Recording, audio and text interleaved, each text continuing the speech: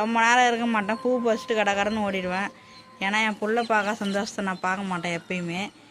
அவன் ஏதாவது கேட்டானா அந்த இடத்த நான் வீடியோ எடுத்துன்னு வந்து காட்டிடுவேன்.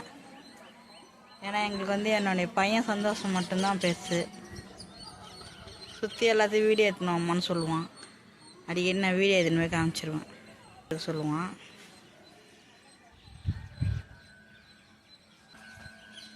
சன்செட் வீடியோ எடுத்துனோம்மா, சன்செட் வீடியோ எடுத்துனோம்மான்னு சொல்லுவான்.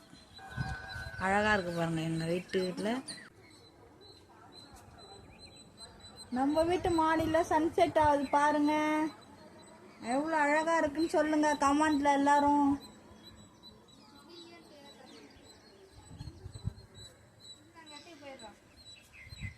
அழகாக இருக்குங்க எங்கள் ஊர் ஏரிலாம் பாருங்கள். நாங்களாம் சின்ன பிள்ளை இங்கெல்லாம் ரொம்ப அழகாக ரசித்து விளையாண்ட இடம் இதெல்லாம்.